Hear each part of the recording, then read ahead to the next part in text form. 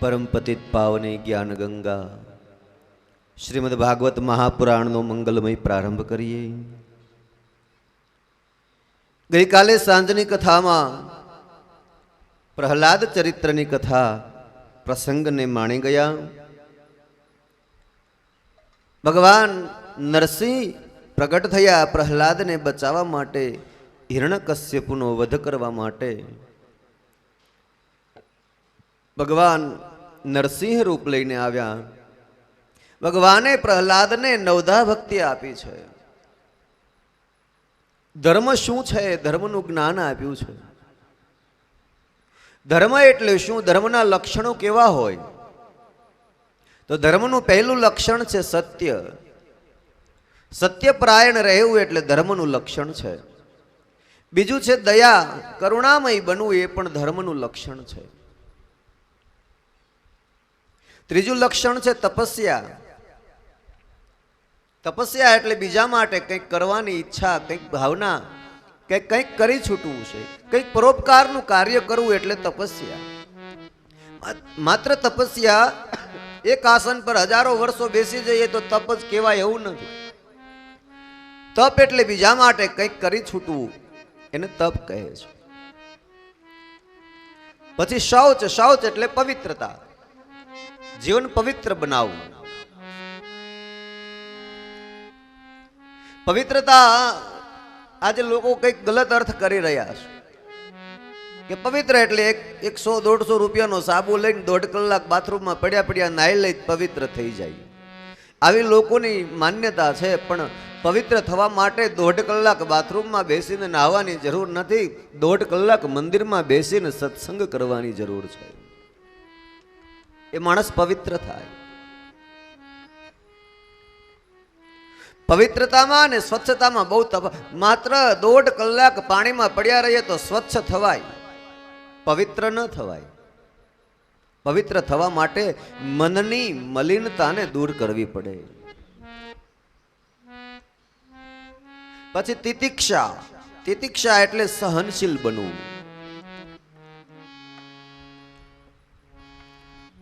બહુ વારાઘડીએ ઉતાવળું ન થવું, અધીરું ન થવું, અથવા તો જરા પણ કષ્ટ પડે અને સમાજની વચ્ચે બેસીને રડવા માંડવું અને ગાવા માંડવું, આવું ન બનવું, સહનશીલ બનવું।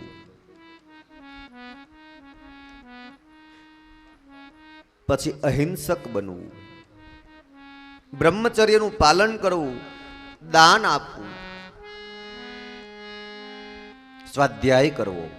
સ્વાધ્યાય એટલે 24 કલાક ભગવાને આપણને આપી છે, એમાંથી 1.5 કલાક ભગવાનના કાર્ય માટે વાપરવી, અથવા તો સત્સંગ કરવો, અથવા તો સારી વાતો સાંભળવી, અથવા તો સારા વિચારો એકબીજાની સાથે આપલે કરવા, એનું નામ છે સ્વાધ્યાય।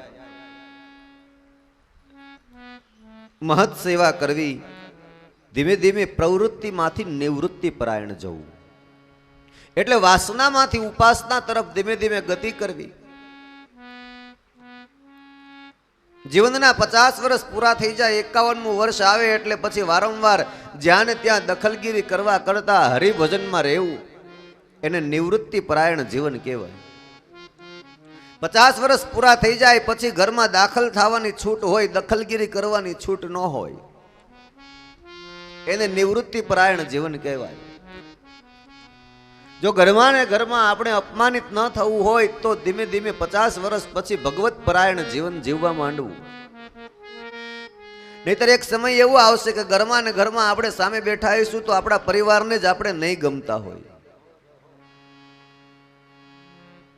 એક સમય એવો આવશે કે લોકો આપણા ગયાની રાહ જોઈને બેઠા હશે કે હવે આ જાય તો સારું, પણ નહીં, જીવન એવું જીવવું, જીવન ભક્તિ પરાયણ બનાવવું, ભજન પરાયણ બનાવવું, લોકો આપણી આવવાની રાહ જોવે। જીવનમાં સંતોષ માનવો।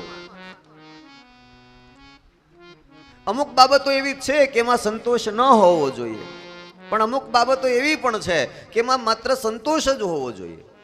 પછી એમાં અધીરાય, એમાં હજી કઈ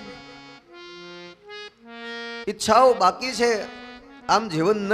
એમાં 3 વસ્તુઓ આપણે ત્યાં બતાવી। એક પત્ની, બીજું ભોજન અને ત્રીજું ધન। આ ત્રણ વસ્તુ એવી છે કે એમાં તમારે કાયમ સંતોષ રાખવો જ પડે સાહેબ. એક પત્ની જે મળી તે, ભગવાને જે આપ્યું તે, એમાં સંતોષ માનવો જ પડે. જો એમાં સંતોષ ન હોય તો આખરે ઘર ભંગ થાય. પત્નીમાં સંતોષ રાખવો જ જોઈએ સાહેબ. અને આજે આવા કારણો બની રહ્યા છે સમાજની અંદર. છૂટાછેડાના વારંવાર કિસ્સાઓ આપણે બધા જોઈ રહ્યા છીએ. એનું એક જ કારણ કે કાં પતિને પત્નીમાં સંતોષ નથી ને કાં પત્નીને પતિમાં સંતોષ નથી. મારી પાસે આજે પ્રશ્ન આવ્યો છે એવો કે છૂટાછેડા થવાનું કારણ શું છે એ સમજાવજો. હવે આવું વ્યવહારિક કાંઈ સમજાવવાનું વ્યાસપીઠનો કાંઈ એવો ધર્મ નથી. એ તો પોતપોતાની મતિ અનુસાર વ્યવહાર સમજે અને જાણે ને એનું કરેલું માણે. પણ છતાંય મને જ્યારે પૂછવામાં આવ્યું છે તો એક બ્રાહ્મણ તરીકે મને એટલી કહેવાનું મન થાય કે જેને જીવનમાં એના જીવન સાથીથી સંતોષ ન હોય ને એના જીવનમાં છૂટાછેડા નામનો શબ્દ આવે સાહેબ. એના જીવન સાથીથી એને સંતુષ્ટ ન હોય,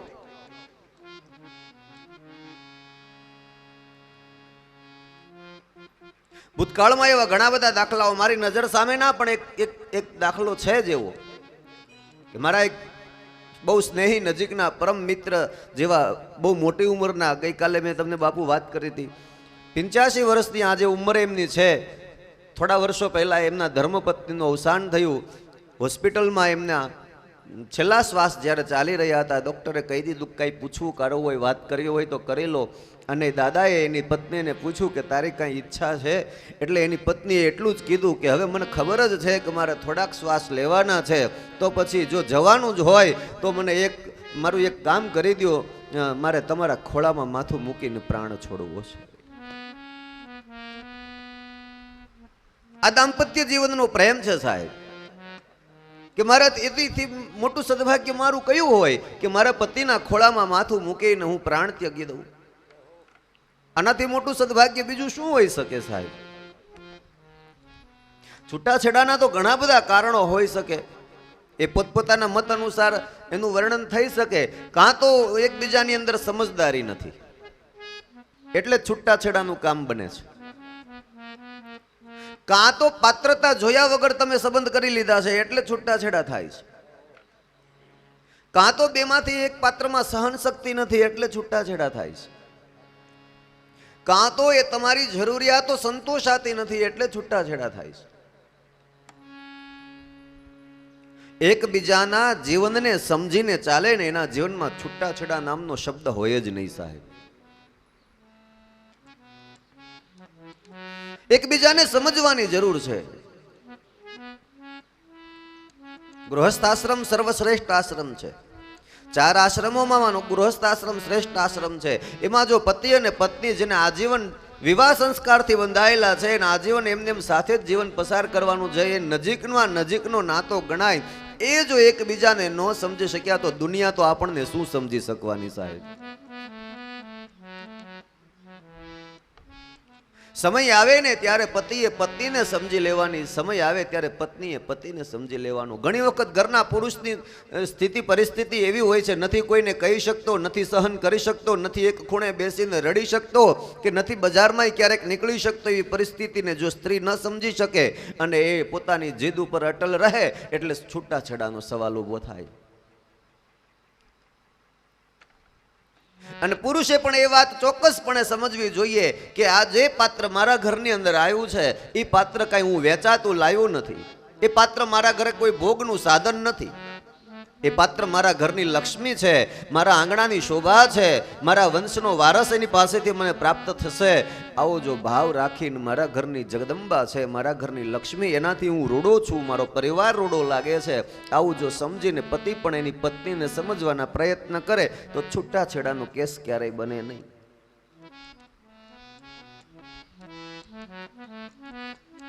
પણ ક્યારેય એકબીજાને સમજવાના પ્રયત્ન જ ન કર્યા સાહેબ. કોર્ટમાં ટેબલ ઉપર ફાઇલો ચાલુ જ થઈ ગયા. છૂટાછેડાના કેસોમાં કોર્ટમાં ન્યાયાધીશ પણ કંટાળ્યા કે હવે આ કેસ કેદી બંધ થશે? વર્ષોના વર્ષો વીતી જાય પણ સાહેબ એ બધાય પાનાને ફાડી નાખો. એક મન કરી લો, એક રંગ તો દોનો સંગ, પણ દો રંગ તો દોનો તંગ. જો જીવન સાથી એક રંગ તો દોનો સંગ, અને દો રંગ તો દોનો તંગ. ગૃહસ્થ આશ્રમ એટલે કેવો આશ્રમ છે? ગૃહસ્થ આશ્રમ આપણા 4 આશ્રમમાંનો સર્વશ્રેષ્ઠ આશ્રમ છે. જરૂરિયાત પ્રમાણે ઘરનું ધ્યાન રાખવું, જરૂરિયાત પ્રમાણે શરીરનું ધ્યાન રાખવું એ પત્નીનું કર્તવ્ય છે. અને ઘરમાં જરૂરિયાત પ્રમાણે આર્થિક ઉપજ ઊભી કરવી એ પુરુષનું કર્તવ્ય છે.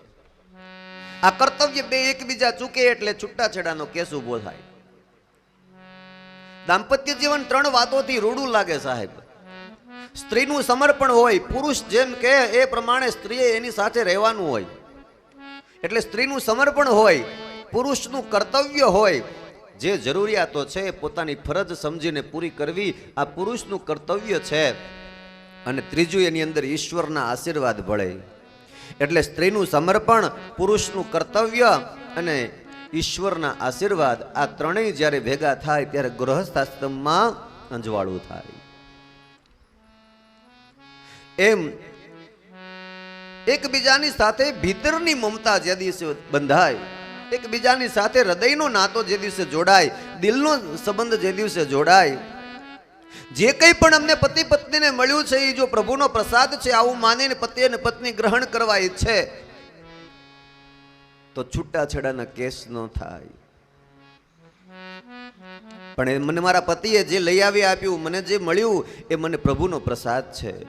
મારી પત્ની તરફથી મને જે મળ્યું તે પણ પ્રભુનો પ્રસાદ. આમ જીવન સાથે એકબીજાની સાથે રહે તો ક્યારેય છૂટાછેડાના કેસ ન થાય.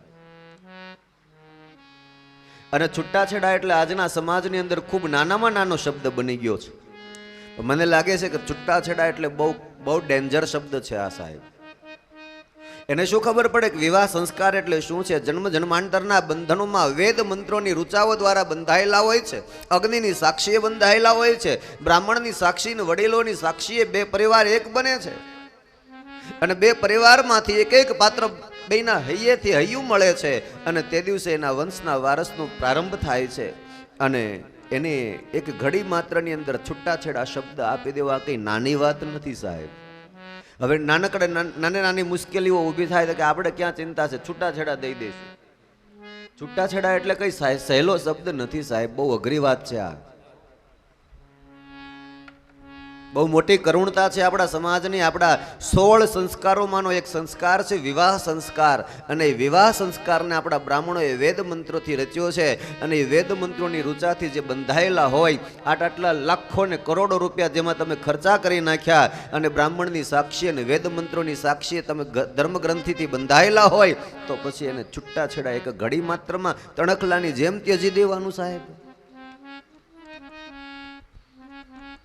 તો સંતોષ, પત્નીમાં સંતોષ રાખવો. બીજું પાત્ર છે ભોજન. ભોજનમાં સંતોષ રાખવો.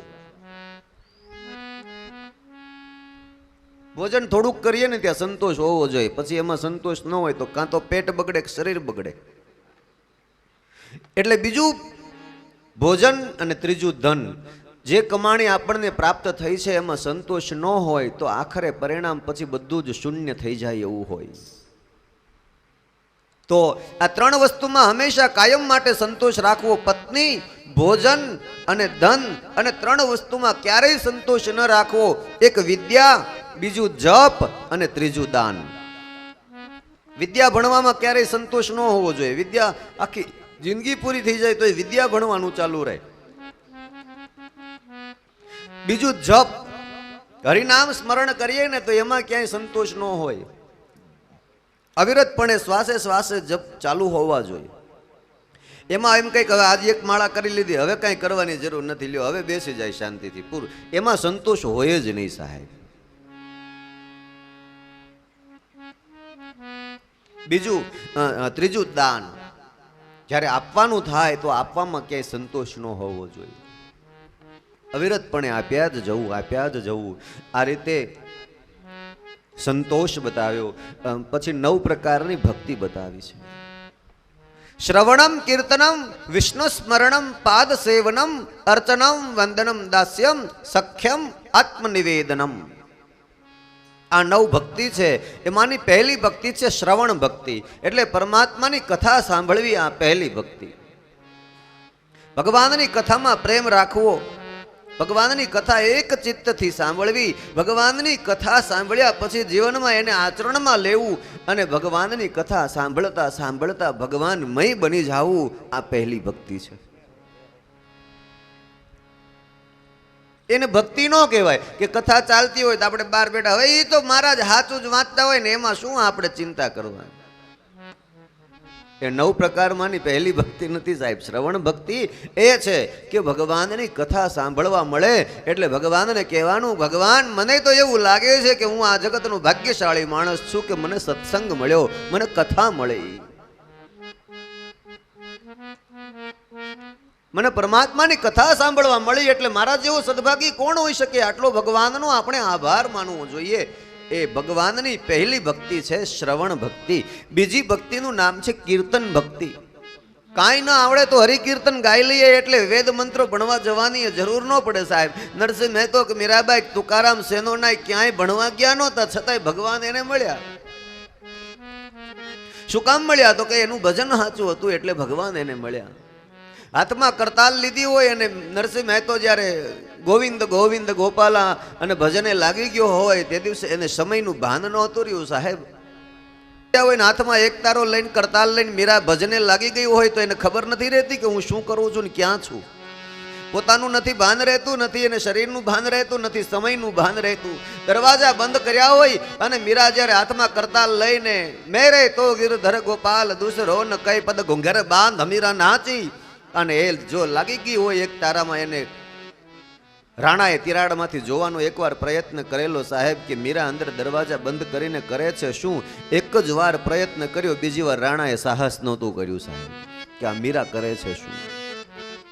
આ કીર્તન ભક્તિ છે.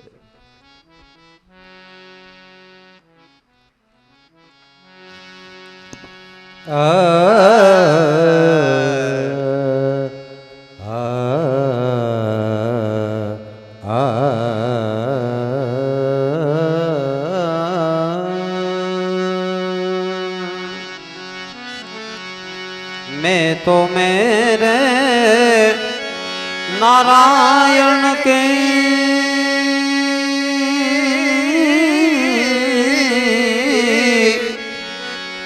आप ही हो गई दासी रे, बांध कर जाती रे पगे घूगर, बांध कर जाती रे पगे घूगर, बांध कर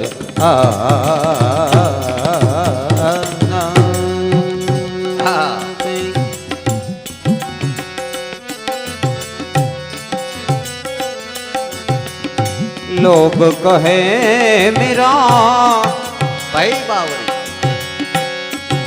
भाई बावरे, भाई बावरे, भाई बावरे, भाई बावरे. क्या बात. लोग कहे मेरा भाई बावरे, नाथ कहे कुल नासीन, नाथ कहे कुल नासीन, बांध कर नाती रे पगे घूगर, बांध कर नाती रे पगे घूगर, बांध कर. जहर का प्याला राणा ने भेजा,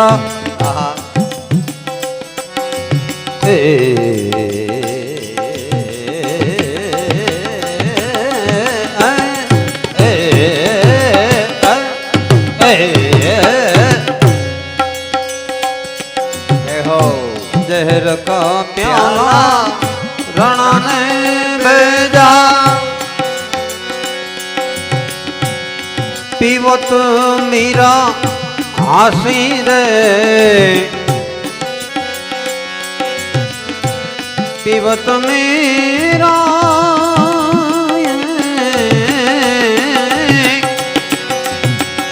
पीवत मीरा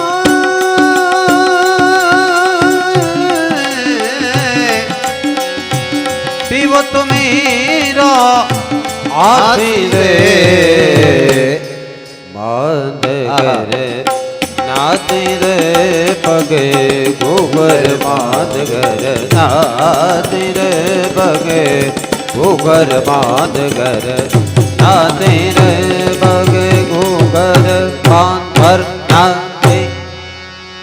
जय हो। पद घुंघर बांध मेरा नाची, मैं तो मेरे नारायण की आपकी हो गई दासी. लोग कहे मीरा भाई बावरी, लोग गांडी कहीने बोलावे અને કહી દે કે અરે આ તો શું કરશે, આ તો કુળનો વિનાશ કરશે. પણ ખબર નહીં મીરાને એવી લત લાગેલી ગોવિંદના નામની કે રાણાએ ઝેર મોકલ્યું તો હે કૃષ્ણ તારે આધારે આમ કહીને પી જાય. પછી એમાં મીરા જોવે, મીરા એમ વિચારે કે આનાથી શું થશે, આ પી જાવ તો મરી જઈશ કે નહીં.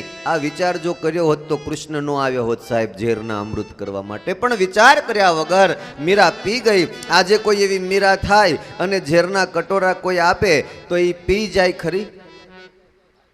અને આજે જો એ પી જાય તો કૃષ્ણ આવે ખરો? આજે નો આવે. આજે કૃષ્ણને બદલે પોલીસ વાળો આવે. કારણ કે આજે વિશ્વાસ, આજે એવી પ્રેમ લક્ષણા ભક્તિ નથી. તો બીજા પ્રકારની ભક્તિ છે કીર્તન ભક્તિ. ત્રીજી ભક્તિ સ્મરણ ભક્તિ. શ્વાસે શ્વાસે ભગવાનનું સ્મરણ કરે જાવ, આ ત્રીજા પ્રકારની ભક્તિ છે. ભગવાનની ચરણની સેવા કરવી, પછી ભગવાનનું અર્ચન કરવું એટલે પૂજન કરવું, ભગવાનને વંદન કરવા. પછી દાસ્ય ભાવ, ભગવાનનો દાસ બનીને રહું છું. સખા એટલે ભગવાન મારા મિત્ર છે, હું ભગવાનનો મિત્ર છું. અને છેલ્લે આત્મનિવેદનમ કે ભગવાન મારું આ બધું જ તારું છે. સર્વસ્વ એટલે બધું જ, સર્વ એટલે બધું અને સ્વ એટલે પોતે. હું અને મારું બધું તને અર્પણ કરીએ છીએ. તો આવી રીતે ભગવાને 9 પ્રકારની ભક્તિ આપી, 4 પ્રકારના આશ્રમ બતાવ્યા અને અહીંયાથી હવે મન્વંતર લીલાનો પ્રારંભ થાય છે. ત્રિકૂટ નામનો એક પર્વતની તળેટીની અંદર હાથીઓનો સમાજ રહે. એ હાથીઓમાં એક અત્યંત શક્તિશાળી હાથીઓનો સરદાર ગજેન્દ્ર નામનો હાથી રહે છે. આ બધા હાથીઓની સાથે સરોવરમાં સ્નાન કરવા માટે આવે છે. બધા હાથીઓએ તો સ્નાન કરીને પાછા કિનારે આવી ગયા, પણ ગજેન્દ્ર ઊંડા જળમાં સ્નાન કરવા ગયો અને એમાં પરિણામે મગરમચ્છે એનો પગ પકડી લીધો અને હાથીને ખેંચવા લાગ્યો. ગજેન્દ્રને એમ થયું કે મને કોઈક અંદર પકડ્યો છે, એટલે અવાજ કર્યો કે મને કોઈક બચાવો, મને અંદર મગરમચ્છે પકડ્યો છે.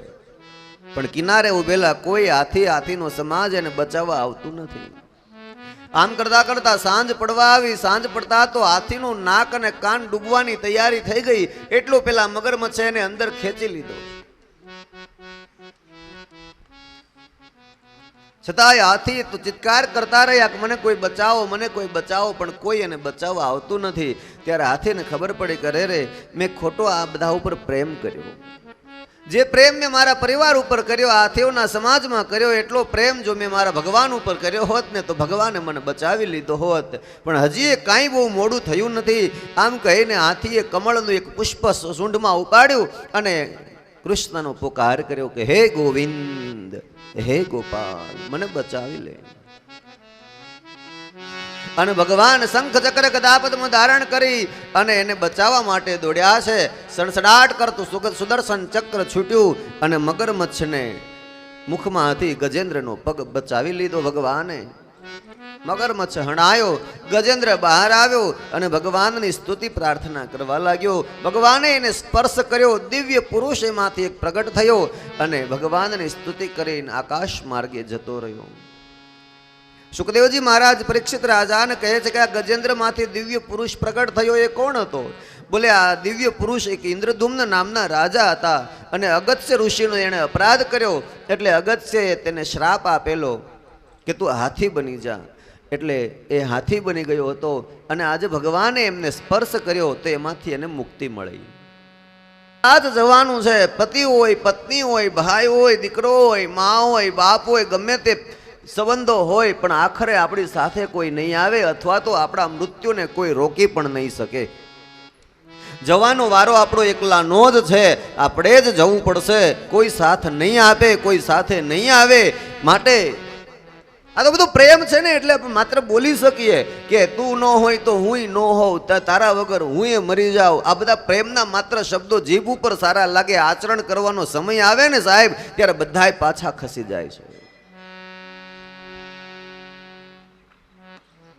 મરનારની ચિતા ઉપર, મરનારની ચિતા ઉપર ચાહનાર કોઈ ચડતું નથી. કહે છે કે હું મરી જઈશ, હું મરી જઈશ, પણ પાછળથી કોઈ મરતું નથી. મરનારના દેહને આગમાં બળતો જોઈ આગમાં કોઈ શું પડે? અરે આગમાં તો શું પડે, પણ એની રાખને પણ કોઈ અડતું નથી.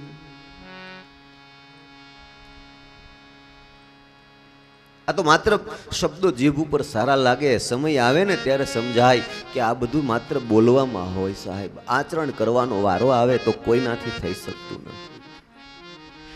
ગજેન્દ્ર મોક્ષની કથા બતાવી પછી એકવાર ઇન્દ્રને શ્રાપ મળેલો કે તારી સત્તા તારી પાસેથી કોઈ જૂટવી લેશે.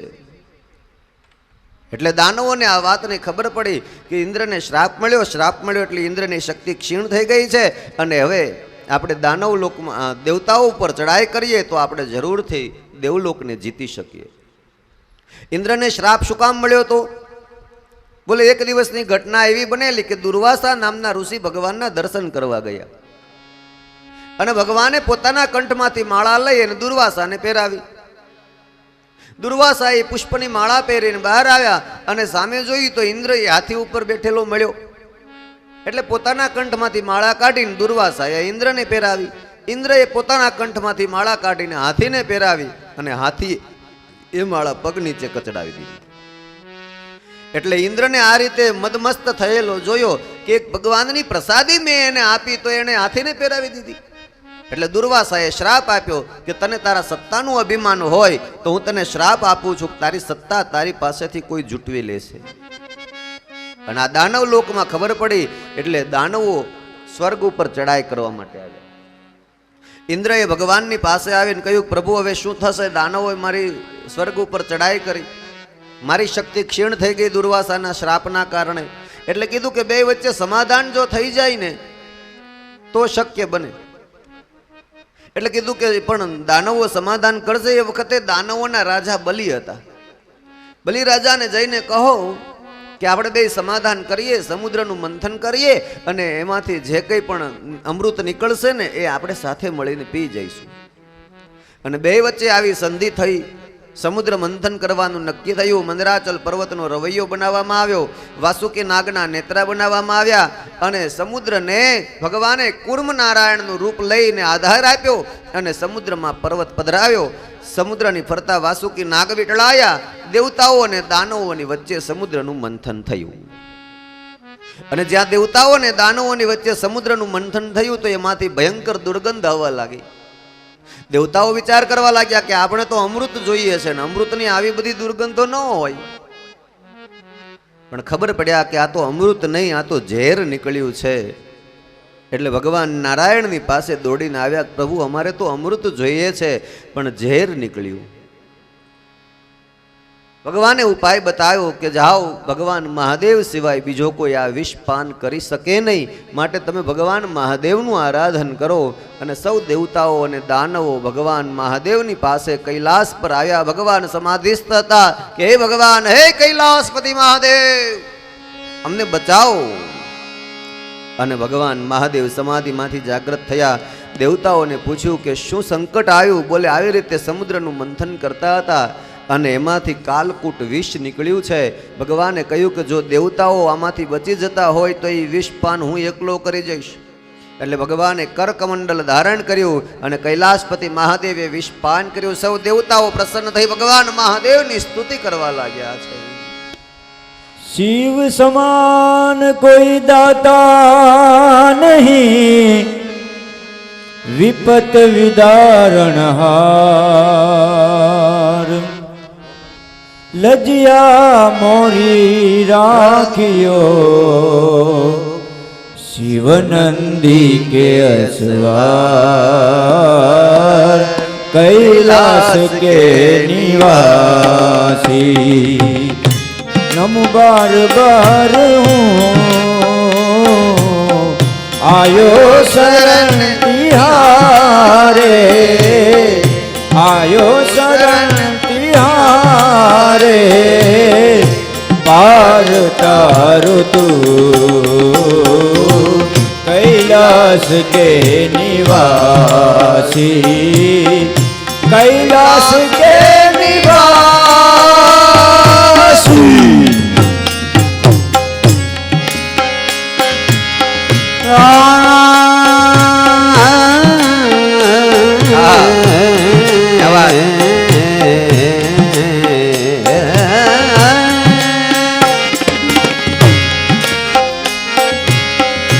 बखान क्या करूं मैं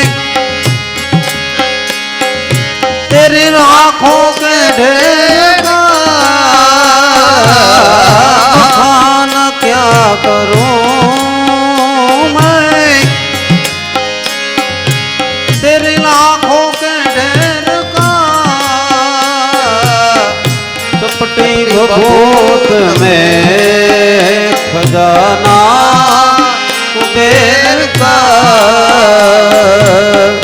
चपटी भभूत में खजाना कुबेर का बड़ा है तेरा दाईदा बड़ा है तेरा दाईदा बड़ा दातार तू कैलाश के निवासी नमो बार बार हूँ आयो शरण तिहारे आयो शरण तिहारे पार तार तू कैलाश के निवासी कैलाश के निवासी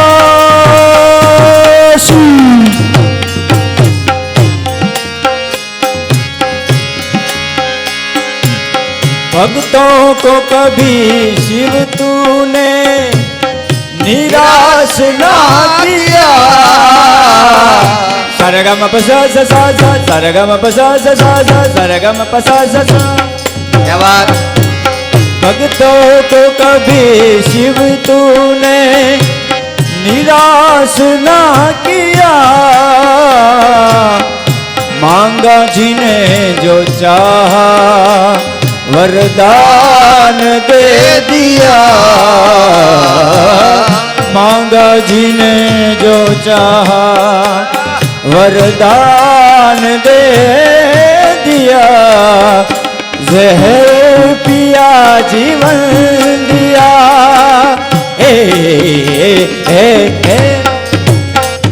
जहर पिया जीवन दिया कितना उदार तू कैलाश के निवासी कैलाश के निवासी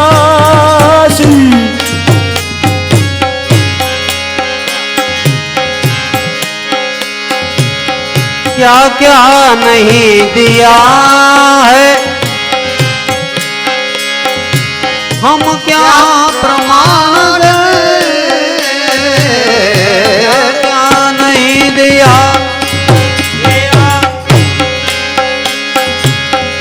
क्या प्रमाण दे बस गए त्रिलोक शंभो बस तेरे द्वार से बस गए त्रिलोक शंभो एक बस तेरे नाम से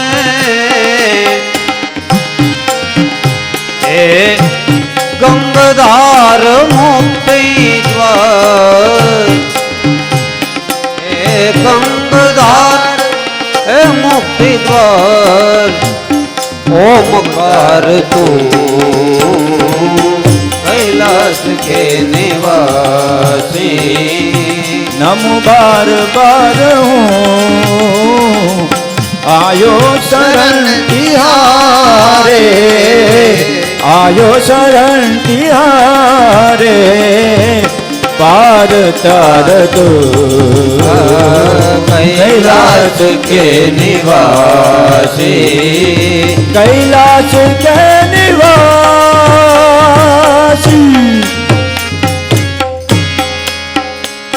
सरगा सरगा सरगा गा गा गा, निनी जाना निनी जाना निनी जाना निनी जाना निनी जाना निनी जाना निनी जाना निनी जाना निनी जाना निनी जाना निनी जाना,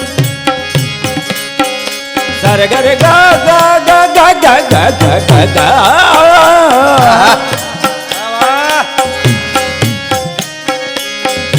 निनी जाना निनी जाना निनी जाना निनी जाना निनी जाना निनी जाना निनी जाना निनी जाना निनी जाना निनी जाना, सरगा रे गा गा गा गा गा गा गा गा गा। क्या बात। घड़रम घड़रम ब्रह्मांड हले डणके डरनाक बजे, घड़रम घड़रम ब्रह्मांड हले डणके डरके डकराज गजे, सत्य संफड़ दाग नंद हरे, पर में हर मौज पर में हज मोर धरी, पशुपालन काम प्रजारण नाद करे, काम प्रजारण नाच करे, काम प्रजारण हे काम प्रजारण नाद कर रजिर, काम प्रजारण नाद कर रजिर, काम प्रजारण नाद कर।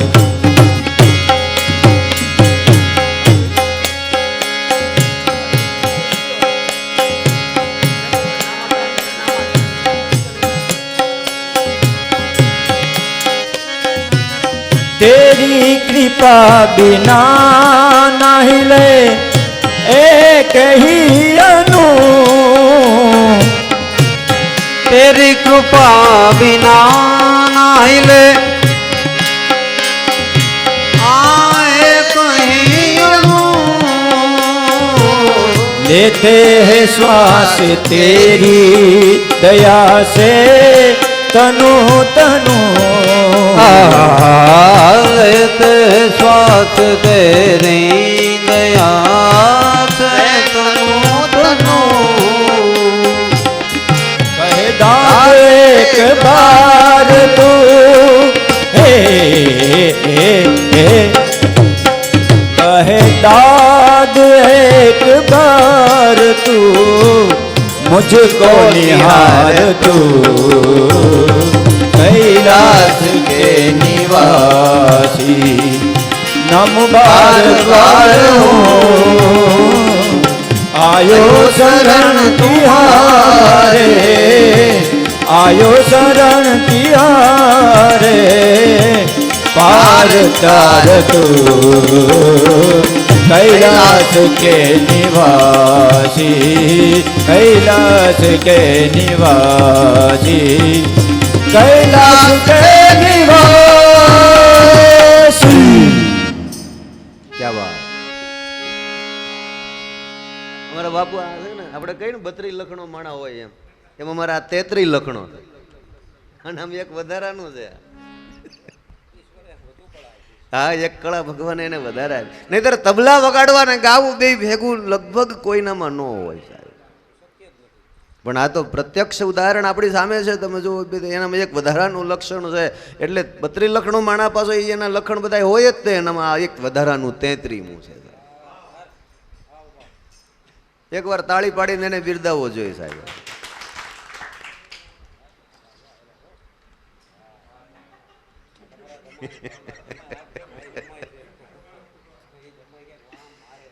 ખેર કથા તરફ જઈએ।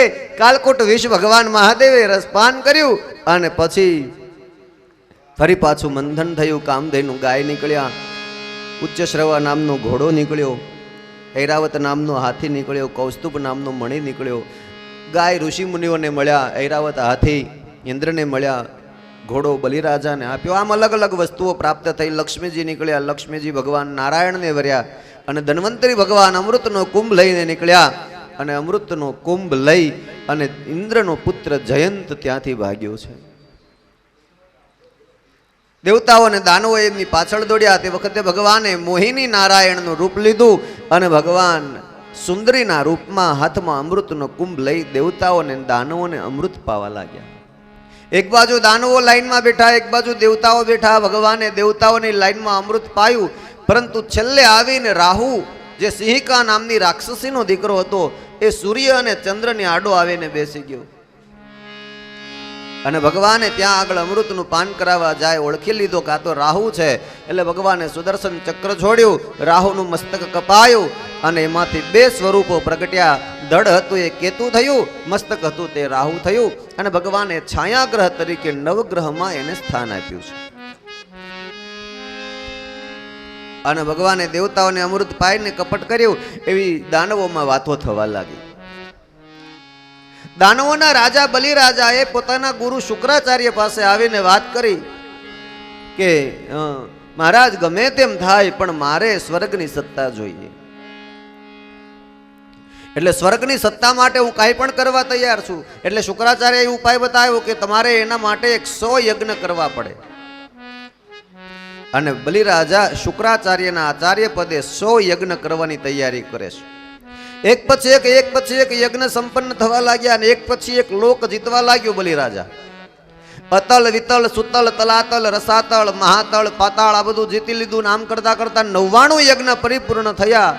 એક યજ્ઞ બાકી રહ્યો અને બલિરાજાને શુક્રાચાર્યએ કહ્યું કે ભૃગુકચ્છ ક્ષેત્રમાં જવું છે. ભૃગુકચ્છ ક્ષેત્ર એટલે હાલનું ભરૂચની આજુબાજુનું સ્થળ. અને ત્યાં અંતિમ યજ્ઞની તૈયારીઓ ચાલવા લાગી છે.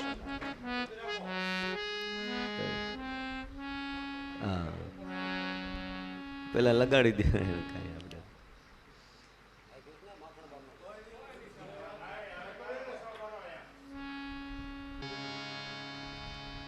બલિરાજાને અંતિમ યજ્ઞ કરવા માટે શુક્રાચાર્ય ભૃગુકચ્છ ક્ષેત્રમાં લઈ ગયા છે. ભૃગુકચ્છ એટલે નર્મદાનો કિનારો. અત્યારે ભરૂચની આજુબાજુનું સ્થળ ગણાય. એક પછી એક બધા જ યજ્ઞ સંપન્ન થઈ ચૂક્યા અને એક યજ્ઞ બાકી છે. અને એક યજ્ઞ સંપન્ન થઈ જાય એટલે બ્રહ્મલોક પણ જીતાઈ જાય. અને શુક્રાચાર્ય મહારાજ અંતિમ યજ્ઞની તૈયારી કરાવે છે. અને આ બાજુ દેવતાઓની માતા અદિતિને ચિંતા થઈ કે જો આ એક યજ્ઞ સંપન્ન થઈ જાય તો બ્રહ્માંડ આખાની સત્તા બલિરાજા પાસે આવી જાય અને દેવતાઓ દાનવોના ગુલામ બનીને રહે. દાનવોની પાસે એને ચાકરી કરવી પડે. આવું ન બને, દાનવોના હાથમાં સત્તા ન ચાલે. માટે દેવતાઓના માતા અદિતિએ કશ્યપ ઋષિને વાત કરી કે કંઈક તો ઉપાય હશે ને.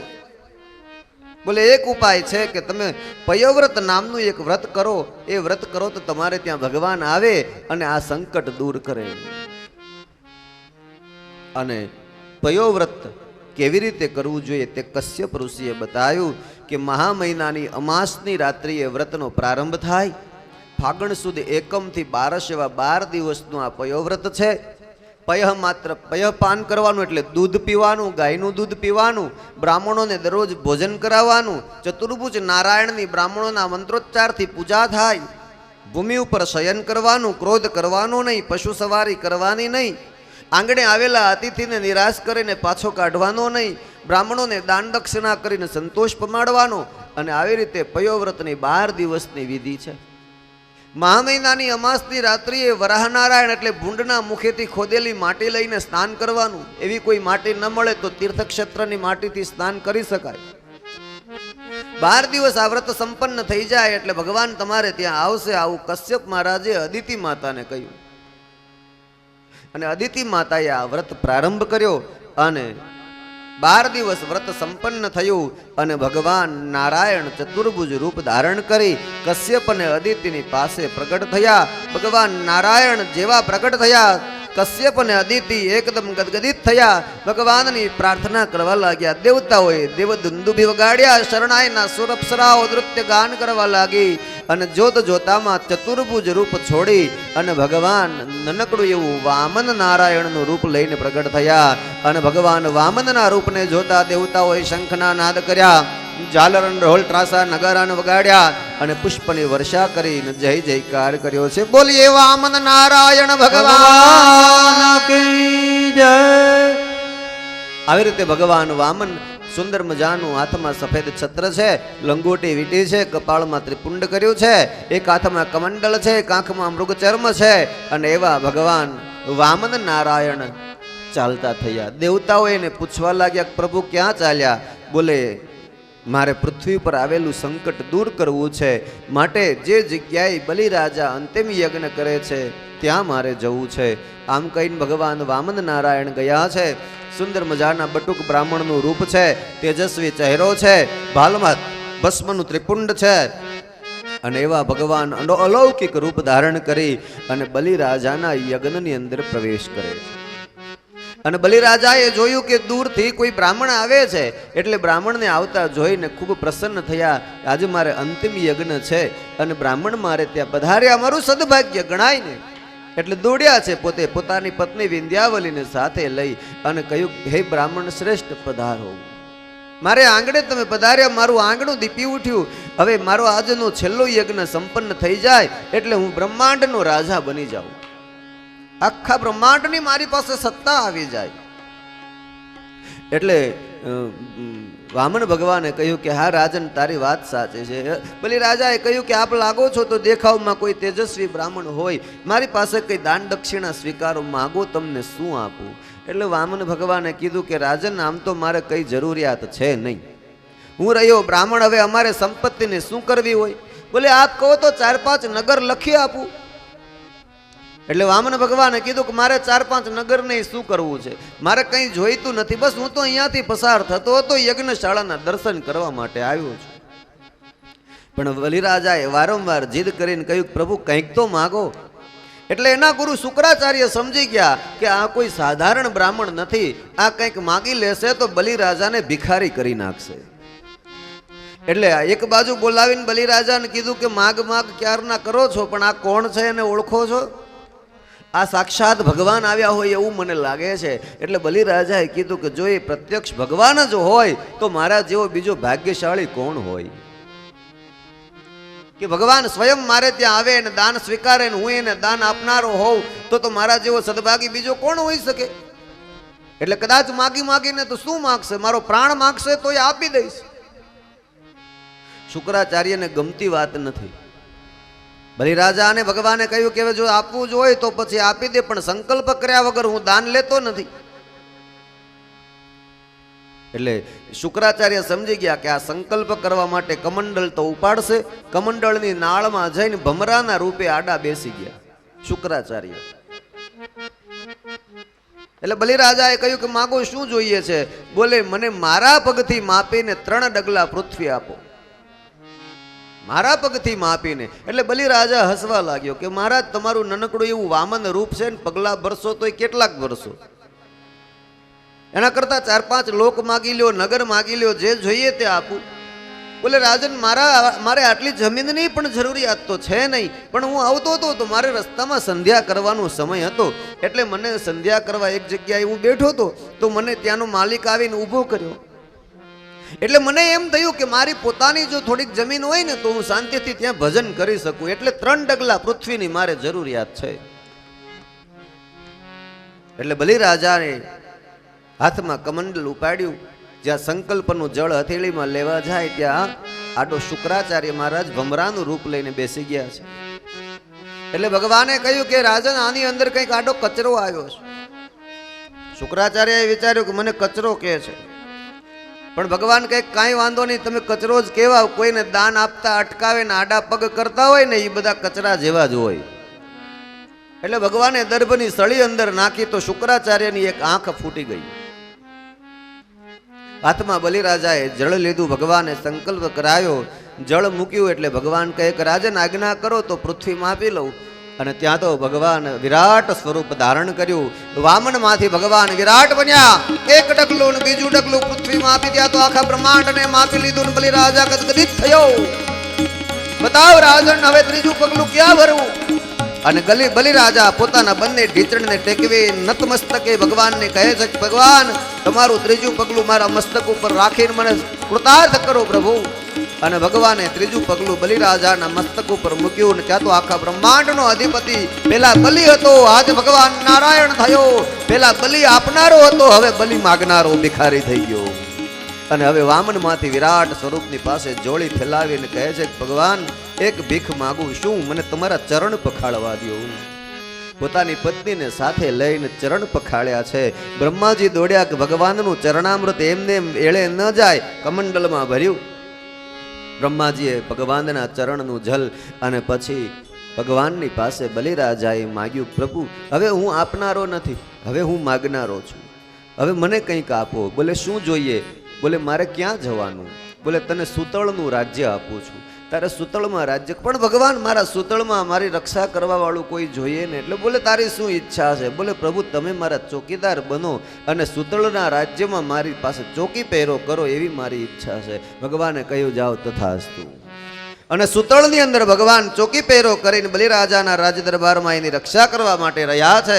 પછી ભગવતી લક્ષ્મીજીએ આવી અબળાના રૂપમાં બલિરાજાને રાખડી બાંધી અને પાછા ભગવાનને મેળવ્યા છે. સુખદેવજી મહારાજ પરીક્ષિત રાજાને આ વામન ભગવાનની કથા બતાવે. વામનમાંથી ભગવાન વિરાટ થયા એ કથા બતાવી સુખદેવજી મહારાજ. ત્યાર પછીની કથા આગળ આપણને કહે કે પૂર્વે શ્રાદ્ધદેવ નામના મનુ મહારાજ થયા, એમને ત્યાં ઇક્ષ્વાકુ નામના પુત્ર થયા, એમને ત્યાં પુરંજય, એમને ત્યાં આગળ જતા એ પહેલા તો ઘણા બધા થયા, પણ એને ત્યાં આગળ જતા યુવનાશ્વ નામના પુત્ર થયા. હવે યુવનાશ્વને ત્યાં સંતાન ન હતું એટલે બ્રાહ્મણોને બોલાવ્યા અને સંતાન પ્રાપ્તિ માટે યજ્ઞ કરાવ્યો. યજ્ઞ રાત્રિના સમયે વિરામ પામ્યો છે અને આ યુવનાશ્વ રાજાને મધ્યરાત્રિએ તરસ લાગે છે અને પાણી પીવા માટે ઊભા થયા. અને એક પાત્રની અંદર ઢાકેલું જળ હતું, એ જળ પોતે પી લીધું. હવે એ જળ પુત્ર પ્રાપ્તિ માટે અભિમંત્રિત કરેલું જળ હતું અને એ જળ આ યુવનાશ્વ રાજા પોતે પી ગયા. અને પરિણામ એ આવ્યું કે અભિમંત્રિત કરેલું પુત્ર પ્રાપ્તિનું જે જળ હતું એ પોતે પીવાથી પોતે ગર્ભ ધારણ કર્યો. આ જગતમાં આ પહેલો પુરુષ એવો હશે કે એને પોતે પુરુષના પેટે ગર્ભ રહ્યો છે. અને પછી ઋષિમુનિઓએ પોતાના તપોબળના પ્રભાવથી એમને બાળકનો જન્મ કરાવ્યો છે. આજે વિજ્ઞાન એમ કહેતું હોય કે અમે બહુ ખૂબ પ્રગતિ કરી છે અને અમે સિઝરિયનની કે ઓપરેશનની શોધ કરી, તો મને કહેવા દો કે આ સિઝરિયન વાળી વાત તો અમારા ઋષિમુનિઓ વર્ષો પહેલા અને યુગો પહેલા કરીને ગયા. અને આજનો ડોક્ટર વળી એમ કે આ બધી શોધ અમે કરી છે. પુરુષના પેટે પણ જન્મ કરાવનારો આપણા દેશનો ઋષિ હતો, યાદ રાખો. પુરુષના પેટે બાળકનો જન્મ કરાવ્યો છે. અને આજનો વળી વિજ્ઞાન એમ કે આજનો ડોક્ટર એમ કે આ બધું અમે કર્યું છે, આ શોધ અમે કરી છે.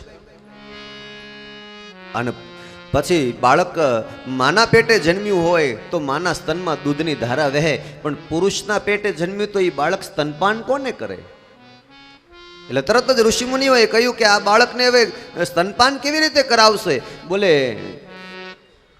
ઇન્દ્ર મહારાજે આવીને કહ્યું કે આ યજ્ઞ મારો હતો અને મારા યજ્ઞથી આ બાળક થયો છે, એટલે આ બાળક માનધાતા એટલે મને ધાવશે. કેવી રીતે? એટલે ઇન્દ્ર મહારાજે આંગળી બાળકના મુખમાં આપીને કહ્યું કે હવે આ બાળક માનધાતા આવી રીતે મને ધાવશે. આંગળી મુખમાં મૂકી કે અમીનો ઓટકાર આવશે બાળકને. એને બાળકનું નામ પડ્યું માનધાતા. આ માનધાતાને ત્યાં પુત્ર થયો, એનું નામ હતું પુરુકુત્સ. એને ત્યાં અમરીશ, મુચકુંદ, એને ત્યાં 50 કન્યાઓ થઈ જે સૌભરી નામના ઋષિને પરણાવી. આ પુરુકુત્સ અને નર્મદાના લગ્ન થયા. એને ત્યાં ત્રસદસ્યુ નામનો પુત્ર થયો. એને ત્યાં અનરણ્ય થયો. એને ત્યાં હર્યસ્વને ત્યાં અરુણને ત્યાં મિત્રબંધુને ત્યાં સત્યવ્રતને ત્યાં હરિશ્ચંદ્ર રાજાનો જન્મ થયો. હરિશ્ચંદ્રએ તારામતી નામની કન્યા સાથે લગ્ન કર્યા અને વિશ્વામિત્રએ હરિશ્ચંદ્રની પાસેથી બધું જ મેળવી લીધું. હરિશ્ચંદ્ર પોતે વેચાયા, એની પત્ની તારામતી અને પુત્ર રોહિત પણ વેચાયા. અને વિશ્વામિત્રની કસોટીમાંથી પાર ઉતરીને ફરી પાછા રાજ્યાભિષેક થયા. પુત્ર રોહિત હતો એ રાજગાદી આવ્યો પુત્ર રોહિતને ત્યાં હરિત, હરિતને ત્યાં પંચ, પંચને ત્યાં સુદેવ, સુદેવને ત્યાં વિજય, વિજયને ત્યાં ભરૂક, ભરૂકને ત્યાં બાહુક નામના દીકરા થયા અને એને ત્યાં સગર નામનો પુત્ર થયો. આ બાહુક રાજા વનમાં તપ કરવા માટે ગયા ત્યારે એની પત્નીને ગર્ભ હોય છે અને એની પત્નીને આ ઉદરની અંદર રહેલો બાળક છે એને મારી નાખવા માટે શત્રુઓએ આ બાહુક રાજાની પત્નીને ઝેર પાયું. પણ કહે છે કે ગર્ભમાંય ભગવાને એની રક્ષા કરી, ઝેર પચાવી શકે ને એવી એને તાકાત આપી બાળકને અને ઝેર પણ પચાવીને જન્મ્યો એટલે એ બાળકનું નામ સગર પડ્યું. સંસ્કૃતમાં વિષને એટલે ઝેરને ગર કહેવામાં આવે, એટલે ગર કહેતા ઝેર, ઝેર પણ પચાવીને જન્મ્યો એટલે એનું નામ સગર પડ્યું. આ સગર રાજા બન્યા. વિચાર કર્યો કે કાંઈક નવું કરી બતાવું, એટલે એમ વિચાર આવ્યો કે શું કરું, તો સમુદ્રમાં જોયું તો સમુદ્ર એકદમ છીછરો થયો હતો એટલે સમુદ્રનો ગાળ કાઢ્યો અને સમુદ્રની અંદરથી માટી બહાર કાઢી અને સમુદ્રને ઊંડો બનાવ્યો. તેથી સગર રાજાના નામ પરથી સમુદ્રનું નામ સાગર પડ્યું. આ સગર રાજા એ અશ્વમેઘ યજ્ઞ કર્યો અને અશ્વમેધ યજ્ઞના અશ્વને છૂટો મૂકવામાં આવ્યો અને એ અશ્વની શોધ કરતા સૈનિકો એમની પાછળ ગયા. અશ્વ ન મળ્યો. આખરે કપિલ મુનિના આશ્રમમાં ઇન્દ્રએ અશ્વને ચોરીને છોડી દીધો. એટલે કપિલ મુનિની ઉપર આ લોકોએ આક્ષેપ કર્યો. સગર રાજાના 60,000 દીકરાઓને ક્રોધિત થઈ અને કપિલ મુનિએ બાળીને ભસ્મ કરી નાખ્યા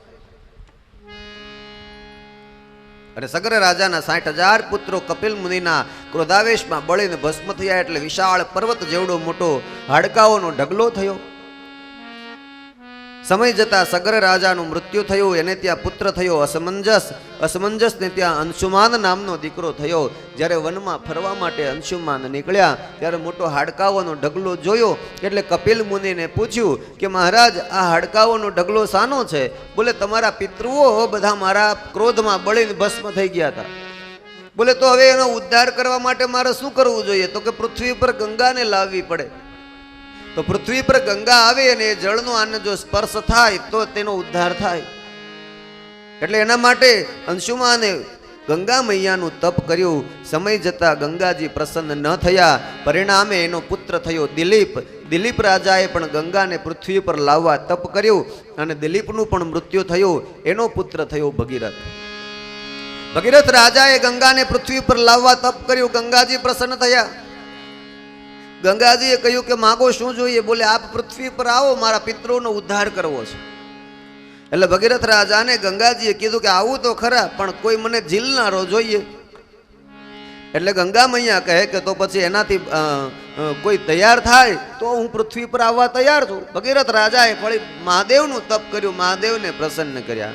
મહાદેવને કહ્યું કે આપ પૃથ્વી ઉપર ગંગાને આવતા ઝીલી લો તો મારા પિતૃઓનો ઉદ્ધાર થઈ જાય. ભગવાન મહાદેવે કહ્યું કે જાઓ ગંગાને કહી દો, જો એને અહંકારના અંકુરો ફૂટ્યા હોય તો તમને મહાદેવ એના મસ્તકમાં ધારણ કરી લેશે. અને ભગીરથ રાજાએ આવીને ગંગાજીને વાત કરી. ગંગાજીને અભિમાન ઓર વધ્યું કે મહાદેવ વળી મને શું ઝીલી શકવાનો? એને ખબર નથી કે હું કોઈ બીજી સાધારણ નદીઓ જેવી નદી નથી, હું તો સુર સરિતા છું. આ પૃથ્વી ઉપર જો આવી રીતે સીધો જ પ્રવાહ મારો જાય તો આ પૃથ્વી પાતાળમાં ચાલી જશે. અને અહંકાર યુક્ત થઈ અને ગંગાજી બ્રહ્માના કમંડલમાંથી પૃથ્વી લોકની અંદર આવવા માટે નીકળે છે. અને ભગીરથ રાજા હાથ જોડીને ગંગાજીની પ્રાર્થના કરે છે.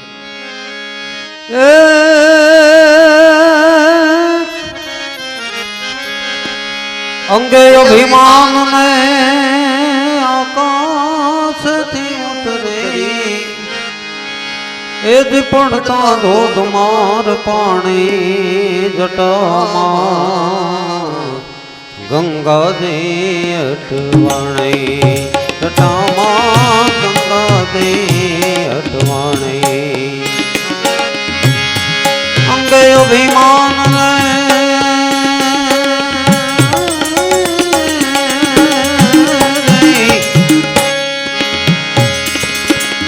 આકાશથી ઉતરી પડતા ગંગાજીના માણે જટામાં ગંગાજી અટવાણે, જટામાં ગંગાજી.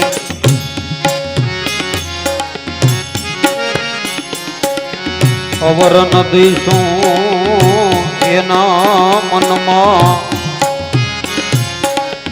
જોગીડે મુજને જાણે જાણે જોગીડે મુજને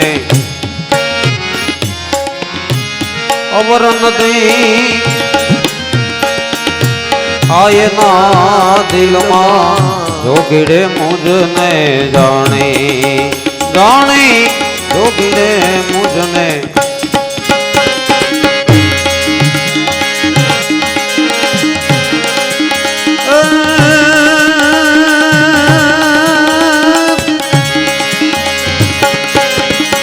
આજ ત્રિપુરારી નો કર્મો મોટો રે ત્રિપુરારી નો જય ત્રિપુરારી નો એ કર્મો મોટો રે એને પાતાળ લઈ જાવ તાણે જટામાં ગંગાજી અટવાણી અગમ અગોતર જટા વધારે મહાદેવે યુક્તિ કરી કે આહા ગંગાને અભિમાન આવ્યું છે એટલે શું કર્યું મહાદેવે આ અગમ અગોતર જટા વધારે જુગતી શકે ના કોઈ જાણે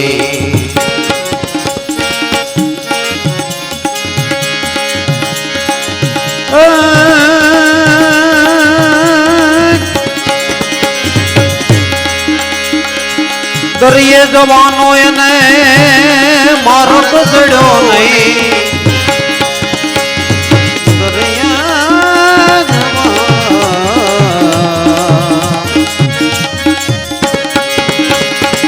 દરિયે જવાનો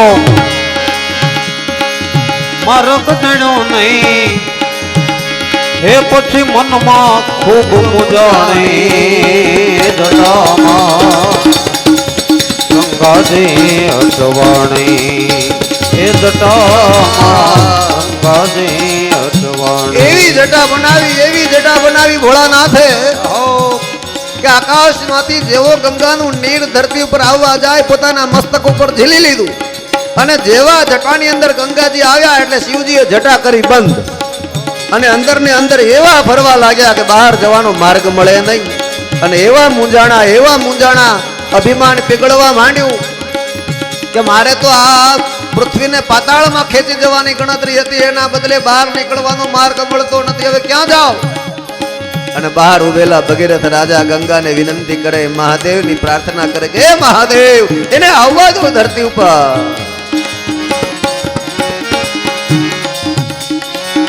ભગીરથ કરી વિનંતી સાંભળે પાડ્યું બિંદુ એક પાણી એ જટામાંથી પાડ્યું બિંદુ એક પાણી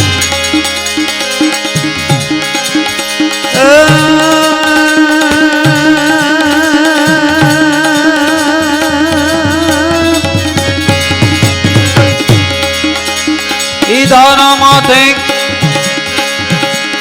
ઈ બિંદુ માથે ત્રણ ધારા પ્રગટે ઈ બિંદુ માથે ત્રણ ધારા પ્રગટે પછી ત્રણ નામે ઓળખાણે જટા ગંગાજી અટવાણી એ જટામાં ગંગાજી અટવાણી ભગીરથ રાજાએ બહુ વિનંતી કરી હે ભોળિયાનાથ એને આવવા દો ધરતીમાં એટલે એક લટ છોડી ભોળાનાથે અને એક બિંદુ પાણી ધરતી ઉપર આવવા દીધું અને એમાંથી ત્રણ ધારા થઈ ત્રિવેણી નામથી જગવિખ્યાત થઈ આગળ ભગીરથ રાજા ચાલે પાછળ ગંગાજીનો પ્રવાહ ચાલે જ્યાં કપિલ મુનિના આશ્રમ પાસે વિશાળ અસ્થિઓનો ઢગલો જોયો અને ગંગાનો પ્રવાહ એના પરથી પસાર થયો અને ભગીરથ રાજાના પિતરોનો ઉદ્ધાર કર્યો સુરસરીએ શિવજીને વિનવ્યા ગાય વિમળ વેદવાણી એ વાણી ગાય વિમળ વેદવાણી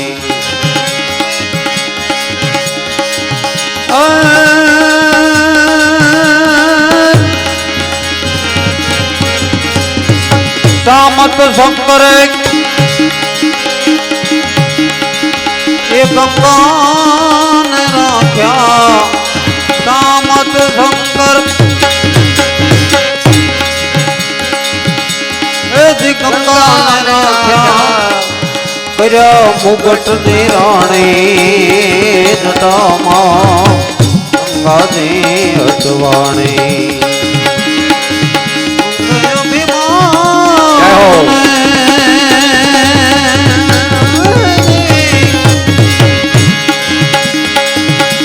અભિમાન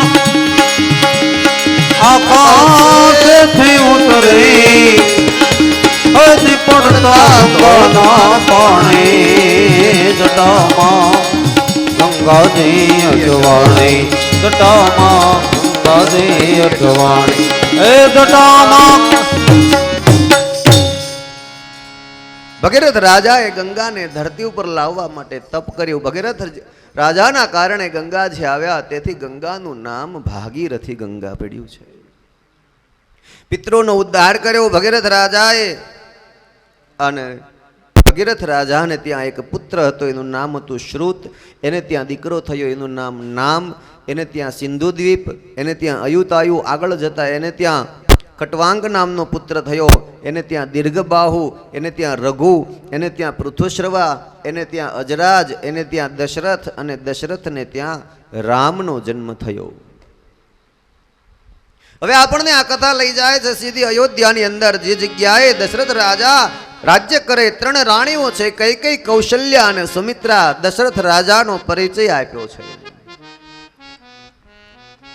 અવધપુરી રઘુકુલમ નીરાઓ, અવધપુરી રઘુકુલમ નીરાઓ,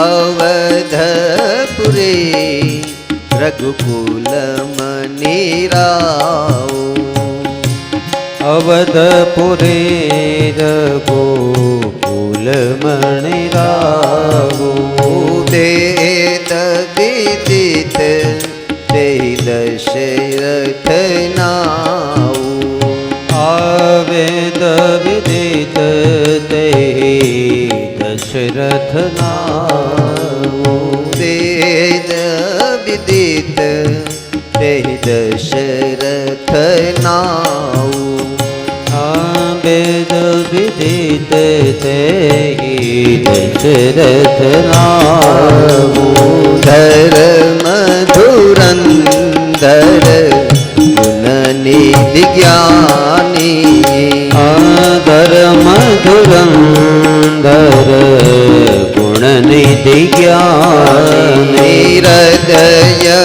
ભગતિ મતિ સારંગ પાની, હૃદય ભગતે મતે સારંગ પાની. અવધપુરી રઘુકુલમની રાવ, અયોધ્યાના રાજાનું નામ છે દશરથ.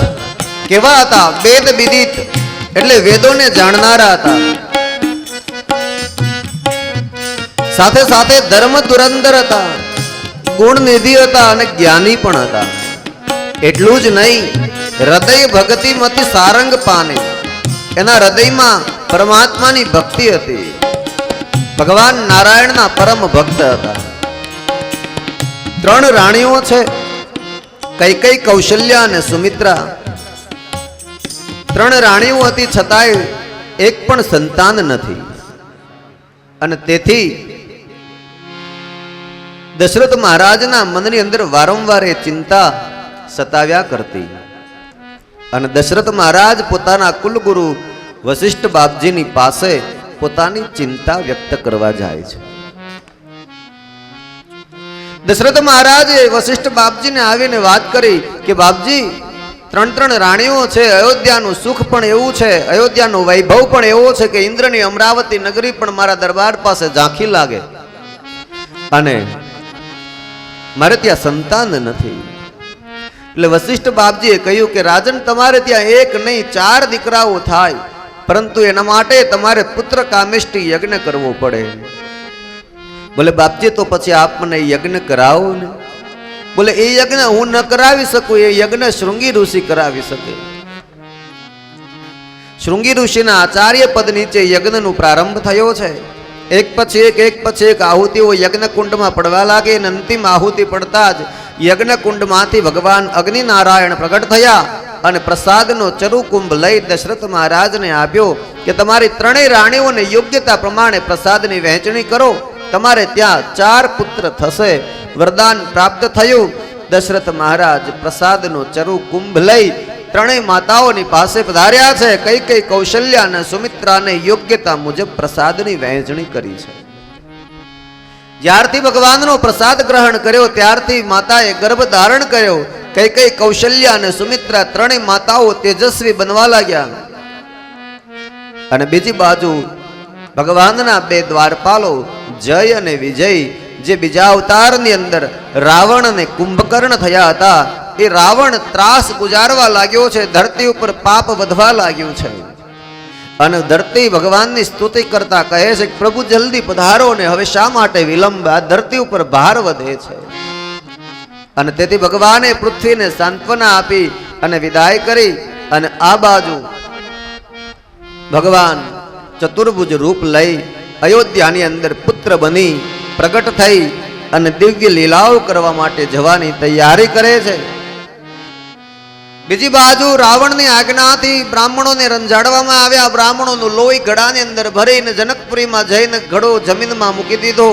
જનકપુરીમાં દુષ્કાળ પડ્યો અને પરિણામે જ્યારે જનક રાજાએ હળ ચલાવ્યું ત્યારે એમાંથી બાળકી પ્રગટ થઈ, જે માં જાનકીજી હતા. એટલા સ્વયં લક્ષ્મીજી પધાર્યા છે. આ બાજુ કૈકેયી, કૌશલ્યા અને સુમિત્રા 3 માતાઓએ ગર્ભ ધારણ કર્યો છે. 3 માતાઓ સુંદર સુશોભિત છે. દિવ્ય તેજ વધવા લાગ્યું છે. અને જ્યારે ભગવાનને પ્રગટ થવાનો સમય નજીક આવ્યો તે વખતે સમય કેવો હતો, કઈ તિથિ હતી, કેવું નક્ષત્ર હતું. 9મી તિથિ મધુ માસ પુનીતા. 9મી તિથિ મધુ માસ પુનીતા. 9મી તિથિ મધુમાસ પુનીતા. 9મી તિથિ મધુમાસ પુનીતા. શુક્લ પક્ષ અભિજીત હરિપ્રીતા. શુક્લ પક્ષ અભિજીત હરિપ્રીતા. મધ્ય દિવસ અતિ શીતલ ધામા. મધ્ય દિવસ અતિ શીતલ ધામા. પાવન કાલ અતિ લોક વિશ્રામા. પાવન કાલ લોક વિશ્રામા. 9મી તિથિ મધુમાસ પુનીતા.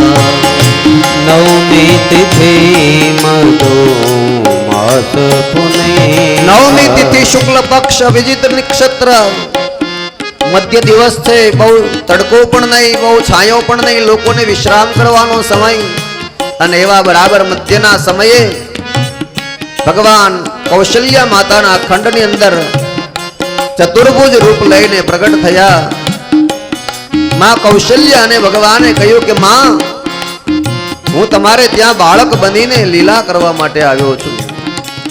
માએ કહ્યું કે ભગવાન, શું કામ જૂઠું બોલો છો? તમે મારે ત્યાં બાળક બનીને ક્યાં આવ્યા છો? તમે તો પિતા બનીને આવ્યા છો. ભગવાને કહ્યું કે તો માં શું કરું? બોલે આવા ચતુર્ભુજ રૂપના 4 હાથવાળા દીકરાઓ અમારે ત્યાં કઈ નથી જન્મ લેતા, તો ભગવાન તમે 2 હાથવાળા થઈ જાઓ. એટલે ભગવાન ચતુર્ભુજ રૂપ હતું, એના બદલે દ્વિભુજ બન્યા. બોલે હવે માં, બોલે હવે અવડા મોટા દીકરા થોડા અમારે ત્યાં જન્મે, નાના બાળક બની જાઓ. અને ભગવાનને નાના બાળક બનાવ્યા. બોલે માં હવે, બોલે હજી એ બરાબર નથી, તો અમારે ત્યાં બાળક જન્મે તો કઈ વસ્ત્ર પહેરીને નથી જન્મતા. ભગવાન આ વાઘા છોડી દો, આ પિતાંબર છોડી દો. અને ભગવાને વસ્ત્ર પણ છોડ્યા. બોલે માં હવે તો બરાબર ને? બોલે હજી બરાબર નહીં. તો બોલે અમારે ત્યાં બાળક જન્મે ને તો એ બાળક વાતો ન કરે, તો રડે. भगवान आप रड़ो. देखो एक ब्रह्म को मां रुला रही है. भगवान ने मां रड़ावी रही है ने भगवान ने मात्र मां ज रड़ावी शके ने. भगवान ने कह्યું भगवान रड़ो એટલે ભગવાન રડવા લાગ્યા. કોઈ દાસીએ અવાજ સાંભળ્યો, દશરથ મહારાજ ને જઈને વાત કરી. દશરથ મહારાજ ગદગદિત થયા છે. કોઈએ આવીને કહ્યું કે મહારાજ સુમિત્રા માતાના ખંડમાં બે બાળકોનો રડવાનો અવાજ આવે. કોઈ કહે કે કૈકેયી માતાના ખંડમાં પણ રડવાનો અવાજ આવે. અને દશરથ મહારાજ કહે કે મારે ત્યાં એક નહીં, આજે 4 દીકરાઓનું પ્રાગટ્ય થયું. દશરથ મહારાજ ખૂબ આનંદિત થયા છે. દશરથ પુત્ર જન્મ સુની કાના, दशरथ पुत्र जन्म सुनि काना, दशरथ पुत्र जन्म सुनि काना, दशरथ पुत्र जन्म सुनि काना, मानव ब्रह्मानंद समाना, मानहु ब्रह्मानंद समाना. दशरथ महाराज ने समाचार મળ્યા પુત્ર જન્મના. એટલે તુલસીદાસજી એવું લખ્યું કે દશરથ પુત્ર જન્મ સુની કાના. એને આનંદ ન થયો, મહા આનંદ ન થયો, પણ બ્રહ્માનંદનો અનુભવ થવા લાગ્યો કે મારે ત્યાં બ્રહ્મ પધારી ચૂક્યું છે. શરીર પર રોમાંચ ખડા થવા લાગ્યા. સરયુ નદી ખળબળાટ કરીને વહેવા લાગી છે. શીતલ મંદ સુગંધિત વાયુ વહેવા લાગ્યો. ધરતીમાંથી ગ્રીષ્મ ઋતુ હોવા છતાંય મીઠી સુગંધ આવવા લાગી. વૃક્ષો જાણે પોતે ભગવાનના આગમનમાં નૃત્ય કરતા હોય એમ પોતાની ડાળીઓને ઝુલાવા લાગ્યા. પક્ષીઓનો કલરવ થવા લાગ્યો, ભમરાઓનો ગુંજારવ થવા લાગ્યો. આકાશમાં દેવ દુંદુબીઓ વાગ્યા, શરણાઈના સુર થયા. અયોધ્યાની ઉપર પુષ્પની વર્ષાઓ થવા લાગી. શંખના નાદ થયા. ઢોલ ત્રાસા ને નગારા ને શરણાઈના સુરની સાથે ગગન મંડળની અંદર ભગવાન રામનો જય જયકાર થવા લાગ્યો. બોલીએ શ્રી રામચંદ્ર भगवान की जय, ભરતલાલજી મહારાજ की जय, લખનલાલજી महाराज की जय, શત્રુઘ્નલાલજી महाराज की जय, અયોધ્યા ધામ की जय, સરયુ મૈયા की जय, ચારો ભૈયા की जय. ભય પ્રગટ કૃપાલા દીન દયાલા કૌશલ્યા હિતકારી. भय प्रगट कृपाला दीन दयाला कौशल्या हितकारी. હર્ષિત મહતારી મુનિ મનહારી અદ્ભુત રૂપ નિહારી. हर्षित महतारे मुनि मनहारे अद्भुत रूप विचारे. सीताराम राम राम सीताराम राम राम सीताराम राम राम सीताराम राम राम सीताराम राम राम सीताराम राम राम सीताराम राम राम सीताराम राम राम सीताराम राम राम सीताराम राम राम सीताराम राम राम सीताराम राम राम सीताराम राम राम सीताराम राम राम सीताराम राम राम सीताराम राम राम हे सीता राम राम राम सीताराम राम राम सीताराम રામ રામ સીતારામ રામ રામ સીતારામ રામ રામ સીતારામ રામ રામ સીતારામ રામ રામ સીતારામ રામ રામ સીતારામ રામ રામ સીતારામ રામ સીતારામ રામ રામ સીતારામ રામ રામ સીતારામ રામ રામ સીતારામ રામ રામ સીતારામ રામ રામ સીતારામ રામ રામ સીતારામ રામ રામ સીતારામ રામ રામ સીતારામ રામ રામ સીતારામ રામ રામ સીતારામ રામ રામ સીતારામ રામ રામ સીતારામ રામ રામ સીતારામ રામ રામ સીતારામ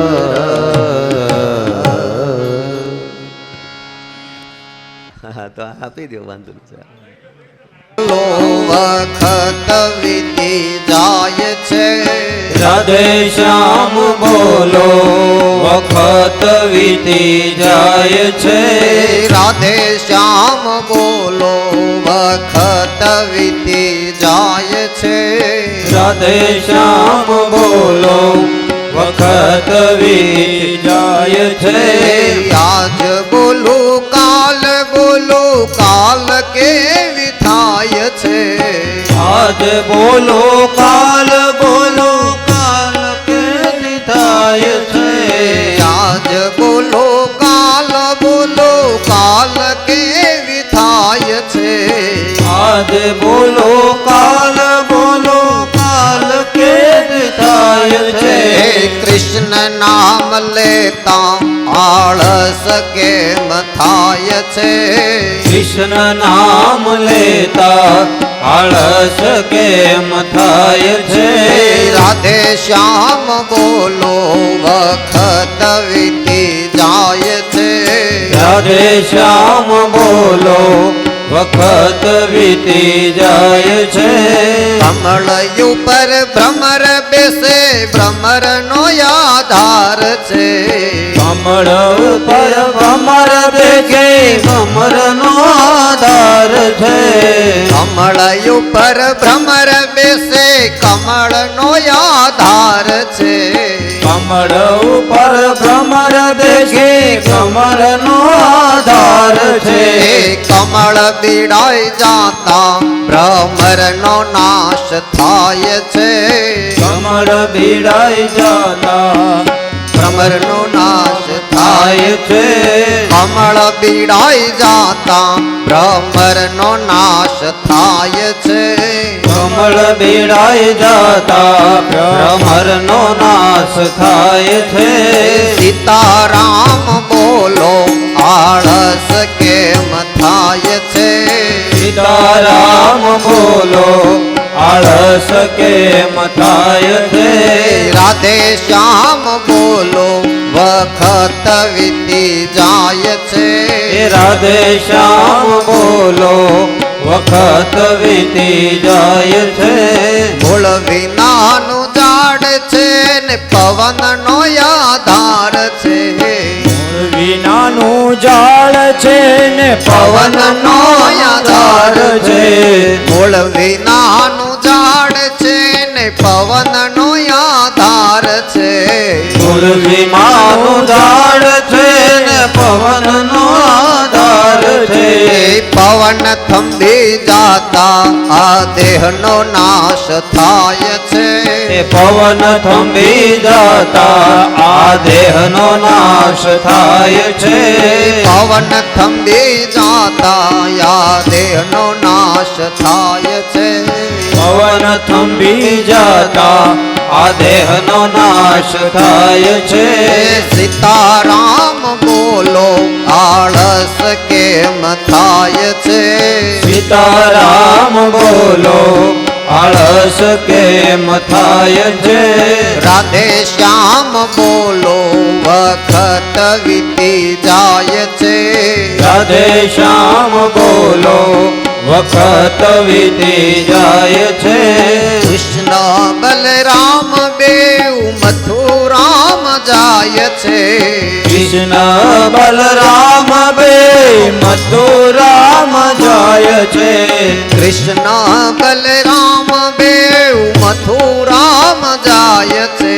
કૃષ્ણ બલરામ બે મથુરામ જાય છે. હે મથુરામાં જાતા ત્યાં કંસનો નાશ થાય છે. મથુરા જાતા ત્યાં કંસનો નાશ થાય છે. હે મથુરામાં જાતા ત્યાં કંસનો નાશ થાય છે. મથુરામ જાતા ત્યાં કંસનો નાશ થાય છે. સીતારામ બોલો આળસ કેમ થાય છે. સીતારામ બોલો આળસ કેમ થાય છે. હે રાધે શ્યામ બોલો વખત વીતી જાય છે. રાધે શ્યામ બોલો વખત વીતી જાય છે. શુકલ ભોજન ઘીના દીવા રામ વનમાં જાય છે. શુકલ ભોજન ઘીના દીવા રામ વનમાં જાય છે. શુકલ ભોજન ઘીના દીવા રામ વનમાં જાય છે.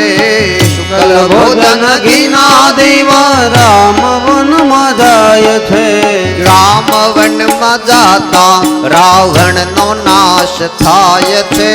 રામ વનમાં જાતા રાવણનો નાશ થાય છે. રામ વનમાં જાતા રાવણનો નાશ થાય છે. રામ વનમાં જાતા રાવણનો નાશ થાય છે. સીતારામ બોલો આળસ કેમ થાય છે. સીતારામ બોલો આળસ કેમ થાય છે. રાધે શ્યામ બોલો વખત વીતી જાય છે. રાધે શ્યામ બોલો વખત વીતી જાય છે. કૃષ્ણ નામ લેતા વખત વીતી જાય છે. કૃષ્ણ નામ લેતા વખત વીતી જાય છે. સીતારામ બોલો આળસ કેમ થાય છે. સીતારામ બોલો આળસ કેમ થાય છે. રામચંદ્ર ભગવાન કી જય. ચારેય ભાઈઓનું પ્રાગટ્ય થયું. એ કથા આપણે જોઈ ગયા. રામચરિત માનસ સંક્ષિપ્તમાં એક શ્લોકની અંદર પણ થઈ શકે, એક મિનિટમાં પણ થઈ શકે, એક વર્ષ પણ લાગી શકે અને આખી જિંદગી પણ નાની પડી શકે. આદૌ રામ તપોવનાદિગમનમ હત્વા મૃગમ કાંચનમ વૈદેહી હરણમ જટાયુ મરણમ સુગ્રીવ સંભાષણમ વાલી નિગ્રહણમ સમુદ્ર તરણમ લંકાપુરી દાહનમ પશ્ચાત રાવણ કુંભકર્ણ હનનમ એ તદ્વિ રામાયણમ. બસ આટલી જ રામાયણ છે. રામ અને રાવણ, એક બ્રાહ્મણ એક ક્ષત્રિય, રામ રાવણનું યુદ્ધ થયું. રામે રાવણનો વિનાશ કર્યો અને રામ રાજ્યની સ્થાપના થઈ. આટલી જ રામાયણ. રામાયણ પૂરી. પણ રામાયણને સમજવા માટે આખી જિંદગી પણ નાની પડે સાહેબ. રામાયણ એક અદ્ભુત કાવ્ય છે. રામાયણ એક જીવન ચરિત્રની કથા છે. રામાયણ મને તમને કંઈક જ્ઞાન બોધ આપતી કથા છે. માટે રામચરિત માનસનો આપણે સંક્ષિપ્તમાં સ્પર્શ કરીને દર્શન કર્યું. ત્યાર પછી પરશુરામજીની કથા બતાવી છે અને પરશુરામજીની કથા પશ્ચાત દશમ સ્કંદના પ્રારંભની અંદર ભગવાન શ્રી કૃષ્ણની લીલામૃતનો પ્રારંભ થતા સુખદેવજી મહારાજ પરીક્ષિત રાજાને કહે છે કે રાજન, કંઈ પણ કૃષ્ણના વિષયમાં પ્રશ્ન પૂછો તો મને કૃષ્ણની લીલા સ્મરણ થશે. એટલે કૃષ્ણના વિષયમાં સુખદેવજી મહારાજને પરીક્ષિતે પ્રશ્ન કર્યો કે બલરામજી કોના દીકરા છે, દેવકીના કે રોહિણીના? એ કથા મને બતાવો. બલરામ અને કૃષ્ણ બંને ગોકુળ છોડીને મથુરા ગયા. શું કામ જવું પડ્યું? ભગવાન કૃષ્ણનો મધ્યરાત્રે જન્મ થયો તો શું કંસનો એને ડર હતો?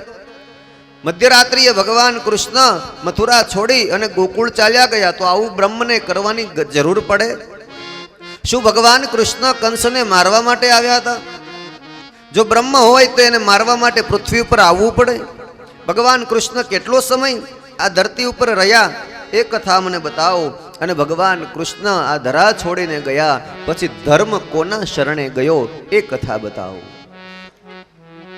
સંપૂર્ણ કૃષ્ણ લીલા ભગવાનને સુખદેવજીને પરીક્ષિતે પૂછી લીધી અને હવે અહીંયાથી કૃષ્ણ લીલાનો પ્રારંભ કરતા સુખદેવજી મહારાજ પરીક્ષિત રાજાને કહે છે કે સાંભળો રાજન, વસુદેવ અને દેવકીના લગ્ન થયા છે. દેવકી કંસની બહેન છે. જાન પરણીને વિદાય થઈ રહી છે અને કંસ એને દૂર સુધી વળાવવા માટે જઈ રહ્યો છે. અને કંસને દેવકી પ્રત્યે એટલો બધો પ્રેમ હતો એટલે વિદાય આપવા જાય છે એવું નથી. તો બોલે એકવાર કંસે એના દરબારમાં બ્રાહ્મણોને ભોજન કરાવેલું અને તે દિવસે બ્રાહ્મણોએ માગવાનું કહ્યું ત્યારે કંસે કહ્યું કે મારું મૃત્યુ ક્યારે છે એ બતાવો. એટલે કહ્યું કે તારી બેન દેવકીની વિદાય આપવા માટે તું જતો હોઈશ ત્યારે આકાશવાણી થશે અને તારા મૃત્યુના તને સમાચાર મળશે. એટલે કંસને ખબર હતી કે આજે મને મારું કાળ ક્યારે છે એની જાણ થશે એટલે દેવકીને વિદાય આપવા જાય છે. અને ઘણેક દૂર સુધી ગયા પછી આકાશવાણી થઈ કે રે કંસ, તું જે દેવકીને વિદાય આપવા માટે જઈ રહ્યો છે તે દેવકીનું 8મું સંતાન તારો કાળ છે. અને જ્યાં એ આકાશવાણીના શબ્દો સાંભળ્યા ત્યાં કંસ રથ પરથી નીચે કૂદ્યો, મ્યાનમાંથી તલવાર ખેંચી અને દેવકીને ચોટલો પકડીને રથમાંથી નીચે પછાડી કે આ દેવકીને જ મારી નાખું તો એનું 8મું સંતાન મારો કાળ હોય જ ન શકે. વસુદેવજીએ હાથ પકડી લીધો કે ખબરદાર કંસ, દેવકી મારી અર્ધાંગીની છે, એને મારવા તો નહીં દઉં. એની રક્ષણ કરવું એ મારું કર્તવ્ય છે, મારી ફરજ છે. પણ દેવકીનું 8મું સંતાન, વસુદેવજી કહે કે એનું 8મું સંતાન તારો કાળ છે ને દેવકીએ તારું શું બગાડ્યું છે? તને સ્ત્રી હત્યાનું પાપ લાગશે કંસ. બોલે તો પછી હું શું કરું? બોલે અમારું 8મું સંતાન જન્મ લે ને એ અમે તને આપી દઈશું. ભલે, તો પછી ત્યાં સુધી તમારે મારા કારાવાસમાં બંદીવાન બનીને રહેવું પડશે. બોલે અમને મંજૂર છે. દેવકી અને વસુદેવને કારાવાસમાં કંસે બંદીવાન બનાવીને પૂરી દીધા અને કડક ચોકી પહેરો રાખ્યો. સમય વીતવા લાગ્યો. જેમ જેમ કંસનો કાળ નજીક આવતો ગયો તેમ તેમ એની બુદ્ધિ વિપરીત બનતી ગઈ અને ચારે બાજુ અત્યાચાર કંસના વધવા લાગ્યા. યજ્ઞ બંધ કરાવ્યા, બ્રાહ્મણોને રંજાડવા લાગ્યો અને પરિણામે પૃથ્વી ઉપર ભાર વધવા માંડ્યો. પૃથ્વીએ ભગવાનની પ્રાર્થના કરી. ભગવાને કહ્યું ચિંતા ન કરો, યોગ્ય સમયે હું જરૂર અવતાર લઈને આવીશ અને પાપનો વિનાશ થશે. સમય વીતતા દેવકીએ ગર્ભ ધારણ કર્યો, પ્રથમ સંતાનને જન્મ આપ્યો. કંસ એને મારવા માટે જતો હતો ત્યાં વળી વિચાર આવ્યો કે આનું 8મું સંતાન મારો કાળ છે ને મારે આને શું કામ મારી નાખવો જોઈએ? બોલે એ વખતે નારદજી સભાની અંદર આવી અને સમજાવે છે કે પહેલેથી 8મું સંતાન કે છેલ્લેથી આવી કોઈ સ્પષ્ટતા કરી છે? બોલે નહીં તો. એટલે નારદજીને કંસે પૂછ્યું કે તો મારે આ પહેલા સંતાનને મારી નાખવું જોઈએ? નારદજી કહે છે કે એ તો હું કંઈ ન જાણું. નારદજીના ગયા પછી કંસને ક્રોધ આવ્યો. ખડગ હાથમાં લઈ દેવકીના પહેલા સંતાનને મારવા દોડ્યો. દેવકી આજીજી કરે, વિનંતી કરે પણ કંસ માન્યો નહીં અને પરિણામે દેવકીના પહેલા સંતાનને કંસે મારી નાખ્યો. આમ કરતા કરતા દેવકીના 6 સંતાનો જન્મ લીધા અને 6 સંતાનોને કંસે મારી નાખ્યા. હવે દેવકીએ 7મો ગર્ભ ધારણ કર્યો એટલે ભગવાનના અનુ જેવા શેષ નારાયણ તૈયાર થયા. પ્રભુ આ વખતે મારે તમારા મોટા ભાઈ બનીને અવતાર લેવો છે. કારણ કે રામાવતારમાં હું તમારો નાનો ભાઈ લક્ષ્મણ બન્યો હતો અને ત્યારે તમે કીધું એ પ્રમાણે રાક્ષસોને માર્યા અને બહુ મોડું થઈ ગયું હતું. આ વખતે ઓછા સમયે હું કહું એમ રાક્ષસોનો સંહાર કરી અને પાછું વૈકુંઠમાં આવી શકાય માટે પ્રભુ મને મોટા ભાઈ બનવાની આજ્ઞા આપો. અને ભગવાનના અનુ જેવા શેષ નારાયણ ભગવાનના મોટા ભાઈ તરીકે અવતાર લેવા માટે દેવકીના 7મા ગર્ભની અંદર પ્રવેશ કરે. ભગવાને પોતાની માયા શક્તિથી ગર્ભનું સંકર્ષણ કર્યું અને વસુદેવજીના બીજા પત્ની રોહિણીજી જે ગોકુળમાં રહેતા હતા એમના ઉદરની અંદર એક ગર્ભ પધરાવી દીધો. આ બાજુ દેવકીને 7મો ગર્ભ સ્ત્રવી પડ્યો. આવું જાહેર થયું. કંસ ગભરાવા લાગ્યો કે તો પછી હવે મારે શું કરવું? મારે કેવી રીતે સંતાનની ગણતરી કરવી? શું આ દેવકીનું 7મું સંતાન ગણાય કે ન ગણાય? કંસ અચંબામાં પડ્યો અને બીજી બાજુ દેવકીના ગર્ભ દ્વારા જે સંકર્ષણ કરવામાં આવ્યું હતું, એ ઉદરથી જે બાળક રોહિણીના ઉદરમાં પધરાવવામાં આવ્યું, તે રોહિણી માતાના ઉદરથી જન્મ લીધો, તે શેષ નારાયણનો અવતાર એવા ભગવાન બલરામજીનું પ્રાગટ્ય થયું. બોલીએ બલરામજી મહારાજ કી જય. આ બાજુ હવે દેવકીએ 8મો ગર્ભ ધારણ કર્યો. ભગવાનને પ્રાગટ્ય થવાનો સમય નજીક આવ્યો. 1 મહિનો 2 મહિના કરતા કરતા 9 મહિના પરિપૂર્ણ થયા અને ધીમે ધીમે ધીમે ધીમે કરતા વર્ષા ઋતુનો પ્રારંભ થયો. આકાશમાંથી ઝરમર ઝરમર ઝરમર ઝરમર મેહુલ્યો વરસવા માંડ્યો. કંસનો પૃથ્વી પર ત્રાસ એટલો બધો વધ્યો કે યજ્ઞ કુંડમાં યજ્ઞ બુજાઈ ગયા, બ્રાહ્મણો મંત્રોચ્ચાર કરી શકતા નથી. અને વર્ષા ઋતુમાં શ્રાવણ મહિનાનો શુક્લ પક્ષ પૂર્ણ થાય છે. કૃષ્ણ પક્ષની શરૂઆત છે. પ્રતિપદા દ્વિતીયાન તૃતીયાન કરતા કરતા 7 તિથિઓ પસાર થઈ ચૂકી. 8મી તિથિ એટલે અષ્ટમીની તિથિનો સમય આવ્યો. બુધવાર છે. રોહિણી નામનું નક્ષત્ર છે અને દિવસના પ્રહર પૂરા થયા, રાત્રિનો પ્રહર પ્રારંભ થાય છે.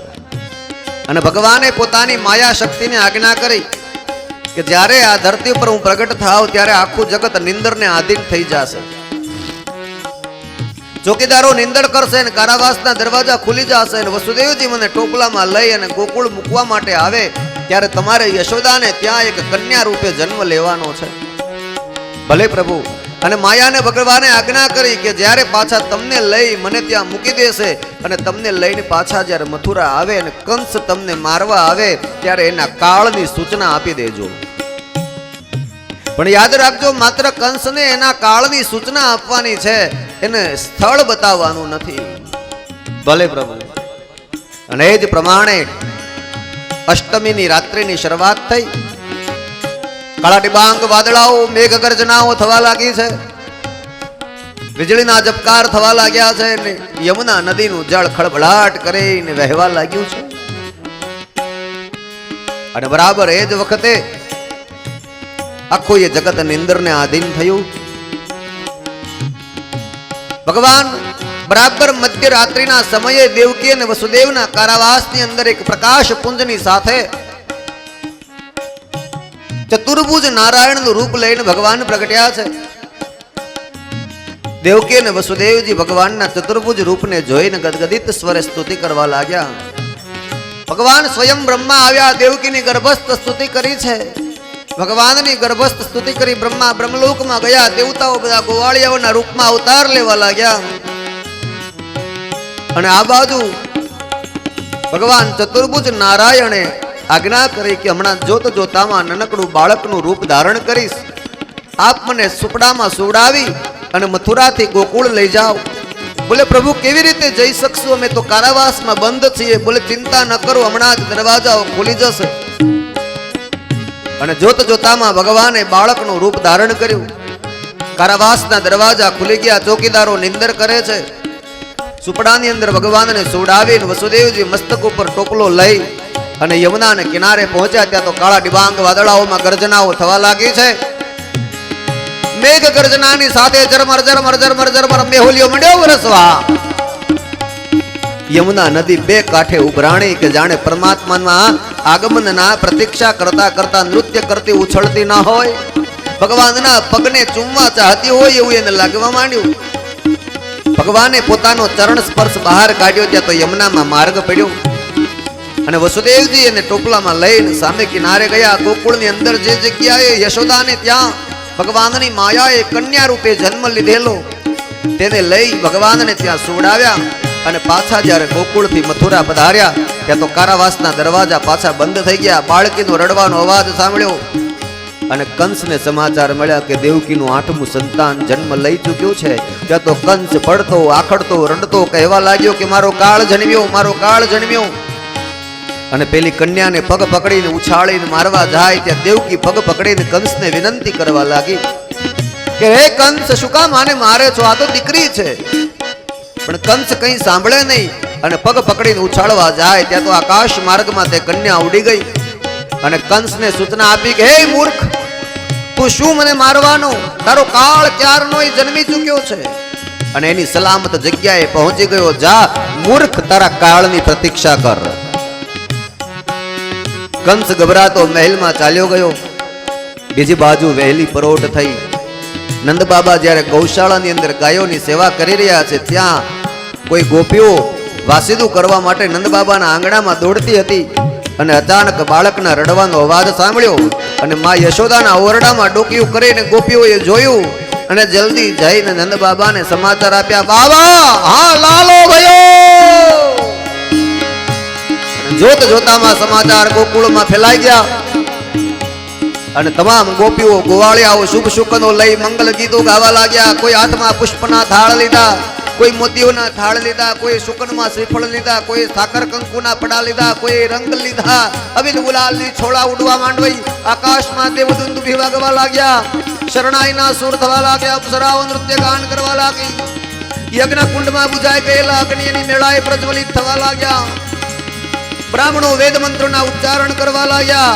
ચારે બાજુ ભગવાન કૃષ્ણનો જય જયકાર થવા લાગ્યો. કૃષ્ણ કનૈયા લાલ કી જય.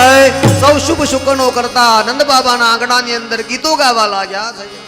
નંદ ઘેરા નંદ ભયો જય કનૈયા લાલ કી. હરે નંદ ઘેરે આનંદ भयो जय कन्हैया लाल की.